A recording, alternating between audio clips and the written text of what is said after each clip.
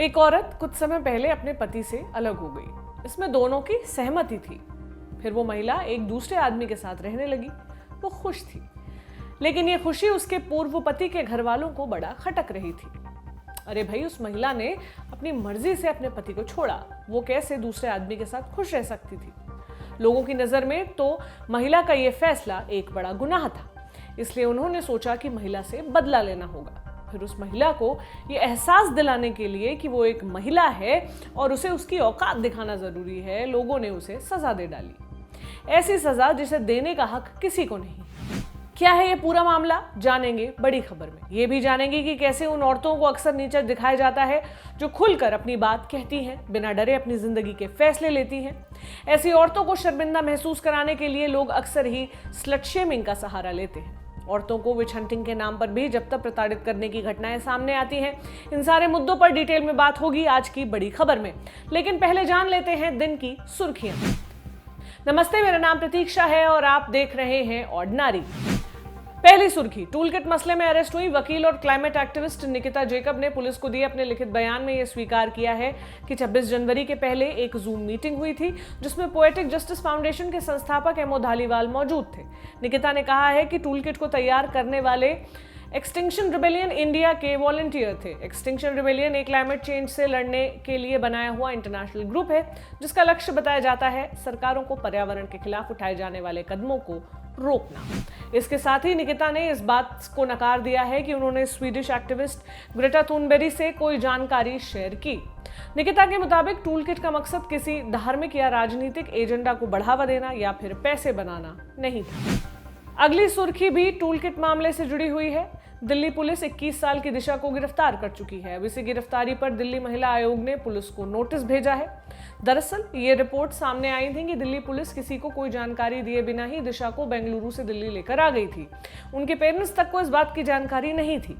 दिशा का साथ दे रहे एक्टिविस्ट ने यह भी आरोप लगाए थे कि उन्हें यानी दिशा को ट्रांजिट रिमांड पर बेंगलुरु से दिल्ली ले जाने के पहले किसी लोकल कोर्ट में पेश नहीं किया गया था। तीसरा, दिल्ली की अदालत में दिशा को उनके वकील की गैर मौजूदगी में ही पेश कर दिया गया था। इन सभी मुद्दों पर महिला आयोग ने सवाल उठाए हैं।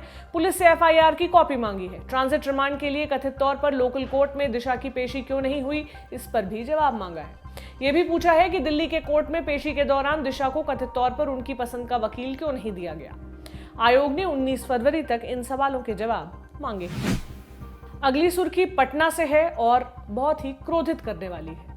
एक प्राइवेट स्कूल के प्रिंसिपल को मौत की सजा सुनाई गई है। उसका गुनाह ही ऐसा था। वो एक 11 साल की लड़की का कई बार रेप करने का दोषी था। रेप के बाद लड़की प्रेग्नेंट भी हो गई थी। Principal Arvind Kumar new central school का मालिक भी था और इस घटना को साल 2018 में अंजाम दिया था। कोर्ट ने अभिषेक कुमार नाम के टीचर को भी उम्र कैद की सजा दी है क्योंकि उसने इस काम को अंजाम देने में मदद की। टाइम्स ऑफ इंडिया की रिपोर्ट के मुताबिक अभिषेक ने बच्ची से कहा कि प्रिंसिपल एक अलग कमरे में खुद उसकी कॉपी चेक करेंगे और बच्ची को वहां भेजा। इस अलग कमरे में एक बिस्तर लगा था जिस पर कम से कम 6 बार अरविंद ने बच्ची का रेप किया। पूरा मसला सामने जब आया जब लड़की उल्टियां करने लगी और जांच कराने पर प्रेग्नेंट निकली। लड़की के पिता दिहाड़ी मजदूर हैं। कोर्ट से पीड़िता को 15 लाख का मुआवजा ऑर्डर किया गया है।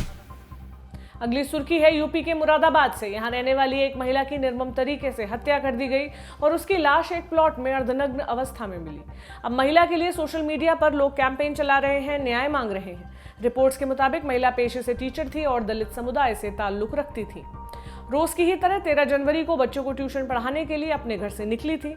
उसके बाद वो घर नहीं लौटी, जिसके बाद घर वालों ने महिला की खोजबीन शुरू की, पुलिस में शिकायत की। 14 फरवरी को गांव वालों ने महिला का शव देखा। उसके गले में दुपट्टा बंधा हुआ था और मुंह से खून निकल रहा था। शव मिलने के बाद पुलिस को जानकारी दी गई। हिंदुस्तान टाइम्स की रिपोर्ट के मुताबिक महिला के शव पर कई जगह चोटें आई हैं। वहीं शव के अर्धनग्न अवस्था में मिलने के कारण मामले में बलात्कार की आशंका भी जताई जा रही है। पुलिस ने शव को पोस्टमार्टम के लिए भेज दिया है। तो ये थी आज की सुर्खियां। अब आते हैं बड़ी खबर पर। गुना जिले के सिरसी थाना इलाके के तहत एक गांव आता है। इंडिया टुडे से जुड़े पत्रकार विकास दीक्षित की रिपोर्ट के मुताबिक इस गांव में रहने वाली एक आदिवासी महिला कुछ महीनों पहले अपने पति से अलग हो गई थी और दूसरे गांव में उस आदमी के साथ रहने लगी थी जिससे वो प्यार करती थी। वो उस आदमी के साथ खुश थी। महिला की शिकायत के मुताबिक वो म्यूचुअल कंसेंट यानी आपसी सहमति के साथ ही अपने पति से अलग हुई थी, लेकिन उसके पति के घर वालों को ये मंजूर नहीं था कि महिला अपनी मर्जी से अपनी पसंद के किसी आदमी के साथ खुशी खुशी रहे। इसलिए 9 फरवरी को महिला का पूर्व पति और उसका परिवार महिला के पास पहुंच गया। उस वक्त वो आदमी घर पर मौजूद नहीं था जिसके साथ महिला रह रही थी। ऐसे में महिला के पूर्व पति के परिवार वालों को सही मौका मिल गया। उन्होंने महिला को पीटा और उसके कंधे पर एक लड़के को बैठाया। ये लड़का पूर्व पति का छोटा भाई था, यानी रिश्ते में देवर लगता था। इसके बाद करीब 3 किलोमीटर तक महिला की परेड करवाई। रास्ते में उसे लाठी डंडों से पीटते भी रहे। किसी ने भी इसका विरोध नहीं किया, महिला की मदद नहीं की, उल्टा लोग वीडियो बनाते रहे। अब यही वीडियो वायरल हो रहा है। वीडियो के सामने आने के बाद पुलिस एक्शन में आई। पूर्व पति समेत 4 लोगों के खिलाफ FIR दर्ज की और 3 की गिरफ्तारी भी कर ली गई है। एक आरोपी अभी फरार बताया जा रहा है। गुना SP यानी सुप्रिंटेंडेंट ऑफ पुलिस है राजीव मिश्रा। उनका कहना है कि पुलिस मामले को गंभीरता से लेते हुए कार्रवाई कर रही है। और क्या कहा SP ने, सुनिए। 9 तारीख का, शायद 9 तारीख के आसपास का घटनाक्रम है। आज से करीब 4-5 दिन पहले का। मैं 10 तारीख को आया हूँ, ज्वाइन किया हूँ। उसके बाद ये अभी चूँकि वायरल हुआ तो मेरे संज्ञान में आया। इसमें प्रकरण पंजीबद्ध है और 3 आरोपी इसमें गिरफ्तार हो चुके हैं। कुल 4 थे, एक आरोपी बाकी है, उसको भी जल्दी गिरफ्तार हम करवा देंगे। निंदनीय है इस तरह की घटना और इसीलिए प्रकरण पंजीबद्ध करके और गिरफ्तारी की गई है। इसमें ये कुछ वहाँ कुछ परंपराएं या किसी दूसरे घर में बैठने संबंधी इस तरह की कुछ बात अभी सरसरी, तो इसको हम निश्चित रूप से हम नहीं कह सकते, बट कुछ वहाँ की परंपराओं का हवाला दिया जा रहा है। ये अभी इन्वेस्टिगेशन में है, मामला जांच का विषय है, उसमें और पूरी तरह देख लिया जाएगा। 4 के खिलाफ हुआ, 3 की गिरफ्तारी हो चुकी है, एक अभी फरार है, हो जाएगा गिरफ्तार। इस मामले में विक्टिम महिला को केवल इसलिए सजा दी गई क्योंकि वो अपने पति से अलग होकर किसी दूसरे आदमी के साथ रहने लगी थी। यहाँ पर एक बात दोहराना जरूरी है कि इसमें पति अपनी सहमति जाहिर कर चुका था और महिला ने उसे प्रताड़ित किया है, ऐसी कोई शिकायत पति की तरफ से नहीं आई थी। लेकिन औरत ने एक बिखरी हुई शादी में ना रहकर अपनी मर्जी से अपनी लाइफ का फैसला किया था। भाई ये बात कैसे किसी को हजम होती, खासतौर पर उसके पति के परिवार वालों को। उनके लिए तो ये एक शर्म की बात थी। उनके मुताबिक उस महिला ने उनके खानदान की नाक कटा दी थी, इसलिए उससे बदला तो लेना ही था। और बदला लेने का सबसे सही तरीका उन्हें लगा कि उस महिला का अपमान किया जाए, उसे शर्मिंदा महसूस कराया जाए, उसे ऐसी सजा दी जाए जिसके बाद वो सारी जिंदगी शर्मिंदगी के साथ ही गुजारा करे। इसलिए उसे पीटते हुए पूरे गांव में उसकी परेड करवा दी, ताकि उस महिला को न केवल शारीरिक कष्ट पहुंचे बल्कि वो मानसिक तौर पर भी टूट जाए। अक्सर ऐसा होता है कि अगर कोई महिला सोसाइटी द्वारा तय किए गए खांचे में फिट नहीं बैठती या उससे अलग हटकर कुछ करती है तो लोग उसे सजा देते हैं। और ये कोई कानूनी सजा नहीं होती बल्कि तथाकथित नैतिक सजा होती है। ऐसी सजाओं के कुछ नियम होते हैं। सबसे पहला तो उस महिला को इतना जलील करो कि वो किसी के सामने कुछ बोलने लायक ना रहे। दूसरा, उसे दिमागी तौर पर इतना कमजोर कर दो कि आगे उसे कुछ गलत भी लगे तो भी वो उस पर आवाज ना उठा सके। तीसरा, उसे ये एहसास दिलाया जाए कि वो महिला है तो उसे उन नियमों का पालन करना ही होगा जो सोसाइटी ने उसके लिए तय किए हैं। ऐसी सजाओं को देने के तरीके क्या हैं ये भी बताते हैं। या तो महिला के मुंह पर उसे कालिक पोत कर घुमाया जाता है, या फिर नग्न या अर्धनग्न अवस्था में उससे परेड कराई जाती है, या उसे सबके सामने पीटा जाता है, या सिर का मुंडन कर दिया जाता है। इन सजाओं के तरीके समय समय पर अलग अलग जगहों पर लोग खोजते रहे हैं और ये सारे तरीके तब सामने आते हैं जब इनके कुछ वीडियो वायरल होते हैं या फिर इन पर खबर बनती है। कुछ और उदाहरण आपको बताते हैं। पिछले साल जुलाई की बात है, मध्य प्रदेश के झाबुआ जिले का एक गांव, यहाँ एक महिला को सजा सुनाई गई कि वो अपने पति को कंधे पर बैठाकर 1 घंटे तक घुमाए। ये सजा इसलिए दी गई क्योंकि गांव वालों को शक था कि महिला का शादी के इतर किसी दूसरे पुरुष से प्रेम संबंध थे। उसके पति ने ही इस बात का शक जताया था, जिस पर गांव वालों ने मिलकर फैसला किया कि महिला को कठोर सजा दी जाएगी। इस घटना का भी जब वीडियो वायरल हुआ तो पुलिस एक्शन में आई। महिला की शिकायत पर 12 लोगों के खिलाफ केस दर्ज किया गया था। एक और मामला सुनिए।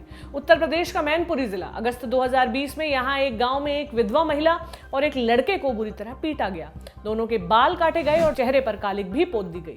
दरअसल महिला, जो 3 साल के बच्चे की मां भी थी, कुछ समय पहले उसके पति की मौत हो गई थी, जिसके बाद गांव के ही एक लड़के को वो पसंद करने लगी थी। दोनों के रिश्ते की बात धीरे धीरे गांव वालों को पता चल गई। अब उनके लिए तो ये सरासर गलत बात थी कि विधवा औरत एक लड़के के साथ रिलेशनशिप में थी।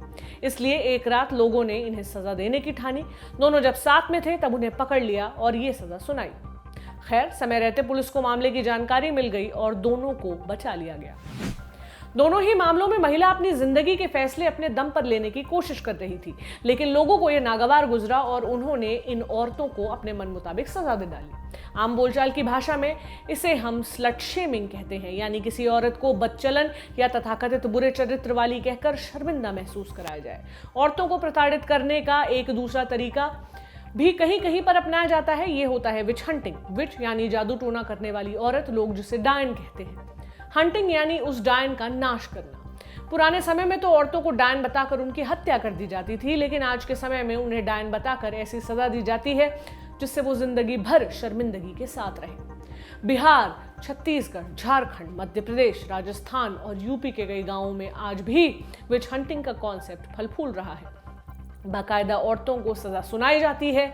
लोगों का एक बड़ा हिस्सा आज भी ये मानता है कि कुछ औरतें काला जादू करती हैं और लोगों की जिंदगी तबाह कर देती हैं। मई 2020 की बात है। बिहार के मुजफ्फरपुर जिले के हथौड़ी इलाके से एक मामला सामने आया। यहाँ तो पंचायत ने 3 बूढ़ी औरतों का सिर मुंडवा दिया, पेशाब पिलाई और पूरे गांव में चक्कर लगवाए। क्यों? क्योंकि गांव वालों को शक था कि तीनों औरतें डायन हैं, जादू टोना करती हैं। इस घटना का वीडियो भी आया था जिसमें तीनों औरतें लाचार सी बैठी दिख रही थीं और उनके आसपास खड़े लोग हंस रहे थे। नवंबर 2019 में इस तरह की घटना हिमाचल प्रदेश के मंडी से भी सामने आई थी। यहाँ कुछ लोगों ने 81 साल की एक बुजुर्ग महिला के मुंह पर कालिक पोती और जूतों की माला पहनाई, उसके बाल काट दिए, फिर पूरे गांव में बिना चप्पल के घसीट घसीट कर उसे घुमाया। लोगों का ऐसा कहना था कि वो बूढ़ी औरत डायन है, जादू टोना करती है और देवता का आदेश नहीं मानती। एनसीआरबी यानी नेशनल क्राइम रिकॉर्ड्स ब्यूरो, इसकी 2015 की रिपोर्ट बताती है कि भारत में 2001 से 2014 के बीच करीब 2290 औरतों को डायन बताकर सजा दी गई। एनसीआरबी के ही आंकड़ों के मुताबिक 2019 में छत्तीसगढ़ में विच हंटिंग के सबसे ज्यादा यानी 22 मामले सामने आए थे। वहीं झारखंड भी टॉप 3 राज्यों में शामिल था। आईपी लीडर्स वकीलों की एक वेबसाइट है। इसकी एक रिपोर्ट के मुताबिक साल 2012 में विच हंटिंग के नाम पर 119 लोगों की हत्या कर दी गई थी। वहीं 1991 से 2010 के बीच करीब 1700 औरतों को मारा गया था। ये तो वो सारे मामले हैं जो आपके सामने आए, लेकिन कई मामले तो ऐसे होते हैं जो रिकॉर्ड नहीं होते। विच हंटिंग की घटनाएं अक्सर सामाजिक और आर्थिक तौर पर पिछड़े इलाकों में ही होती हैं, जहां जागरूकता की कमी होती है। ऐसे में कई बार औरतें खुद अपने साथ होने वाली घटना को रिपोर्ट तक नहीं कर पाती। इसे रोकने के लिए हमारे यहाँ केंद्रीय स्तर पर अलग से कोई एक्ट नहीं है। लोकसभा में 2016 में the prevention of which hunting bill पेश किया गया था। पूर्व सांसद राघव लखनपाल ने इसे पेश किया था, लेकिन ये कभी पास नहीं हुआ। खैर, अलग अलग राज्यों ने इन घटनाओं को रोकने के लिए एक्ट बना रखे हैं। जैसे बिहार में prevention of which practice act है, झारखंड में एंटी विचक्राफ्ट एक्ट है, राजस्थान में भी विच हंटिंग एक्ट है। इसके अलावा आईपीसी के भी कई सारे प्रावधानों के तहत ऐसे मामलों में कार्रवाई होती है, जैसे सेक्शन 302 यानी हत्या, सेक्शन 307 यानी हत्या की कोशिश। विच हंटिंग के मामले साल दर साल घटते दिखते हैं। जाहिर है, एक समाज के तौर पर हमारे कानून जैसे इवॉल्व होते हैं, जैसे जैसे हम खुद शिक्षित होते हैं, इस तरह की मान्यताओं से दूर जाते हैं। मगर हमें सिर्फ लगता है कि हम दूर चले गए हैं, जबकि हमारी कुरीतियां महज अपना रूप बदलती हैं, खासकर तब जब मसला औरत की यौनिकता का हो। ज्यादा दूर जाने की जरूरत नहीं है। बीते दिनों रियाना और मियां खलीफा को किसान आंदोलन के सपोर्ट में ट्वीट करने पर क्या क्या कहा गया, ये दोहराने की जरूरत नहीं है। चाहे वो दीपिका पादुकोण हो, प्रियंका चोपड़ा हो, स्वरा भास्कर, तापसी पन्नू, कोई महिला कॉमेडियन हो या आपके और मेरे जैसी कोई आम लड़की। इतिहास गवाह है कि अपने मन की बात खुलकर बोलने वाली लड़कियों को रेप की धमकी देना, उनके साथ गाली गलौज करना और उनके जीवन के फैसलों को उनके चरित्र से जोड़ना कुंठाएं निकालने का सबसे आसान तरीका है। यकीन ना हो तो किसी दिन तसल्ली से वो कमेंट्स ही पढ़ लें जो मुझे खुद मेरा ब्लॉग लिखने पर लल्लन टॉप के यूट्यूब चैनल पर आते हैं। खैर, अब वक्त हो चला है आपसे विदा लेने का, यानी हमारे आखिरी सेगमेंट चलते चलते का। स्कूल में जो इतिहास पढ़ा था उसे एक उम्र के बाद जब हमें लगे कि हम समझदार हो गए हैं, या जिसे आम भाषा में हम कहते हैं कि वोक हो गए हैं, तब वो इतिहास हमें दोबारा पढ़ना चाहिए, जैसे बचपन में कई बार रिवाइज करते थे। लेकिन क्या तब हम ये सोच पाए कि हमारे इतिहास में औरतों की जगह इतनी कम क्यों है? कहाँ थी महिलाएं? थी तो उनके बारे में लिखा इतना कम क्यों गया? तो इतिहास की ऐसी ही ढेर सारी अनूठी औरतों की कहानी सुनाता है एक पॉडकास्ट। नाम है एनसाइक्लोपीडिया वुमनिका। सिर्फ 5 मिनट में हर रोज आपको इतिहास की एक औरत के बारे में बताया जाता है जिन्हें हमें जानना चाहिए। वहाँ आपको क्रिस्टा मैकॉलिफ की कहानी भी सुनने को मिलेगी, जो एक टीचर और एस्ट्रोनॉट दोनों थी और दुनिया के सबसे हाई प्रोफाइल और खतरनाक स्पेस फ्लाइट हादसे में उनकी मौत हुई। वहाँ आपको पंजाब की कवियत्री अमृता प्रीतम की कहानी भी मिलेगी, जो ये कह के चली गई कि मैं तेनू फिर मिलांगी। सुनिए और इतिहास को रिवाइज कीजिए। अगर आप अपने बीते हुए कल की औरतों को जानना चाहते हैं तो ये पॉडकास्ट ज़रूर सुनिए। आप इसे कहाँ सुन सकते हैं? पॉडकास्टिंग प्लेटफॉर्म है Apple podcast, Google podcast, Spotify. इनमें से कहीं भी आप एनसाइक्लोपीडिया वुमनिका को सुन सकते हैं और इनकी एक वेबसाइट भी है इसी नाम से। तो हैप्पी लिसनिंग। ये रिकमेंडेशन आपके लिए लेकर आए थे कुलदीप मिश्रा। अगर आप भी कोई फिल्म, सीरीज, गाना या किताब रेकमेंड करना चाहते हैं तो ज़रूर करिए। #चलते_चलते के साथ ट्वीट करिए और ऑर्डिनरी को ट्विटर पर टैग करिए। साथ ही ये भी बताइए कि आप किस चीज़ को रेकमेंड कर रहे हैं, उसमें सबसे खास क्या है, इसे कहाँ देखा, पढ़ा या सुना जा सकता है। आपके नाम के साथ आपके सुझाव को चलते चलते सेक्शन में शामिल किया जाएगा। इसके अलावा ये भी बताएं कि हमारा ऑर्डिनरी शो आपको कैसा लग रहा है। फीडबैक ज़रूर दें। अपने हाथों से आप मुझे खत लिख सकते हैं या फिर आप कमेंट बॉक्स में कमेंट भी कर सकते हैं। अगर खत लिख रहे हैं तो पता आपकी स्क्रीन पर है। आपके खतों के जवाब भी मैं ज़रूर दूंगी। आप देखते रहें ऑर्डिनरी। शुक्रिया।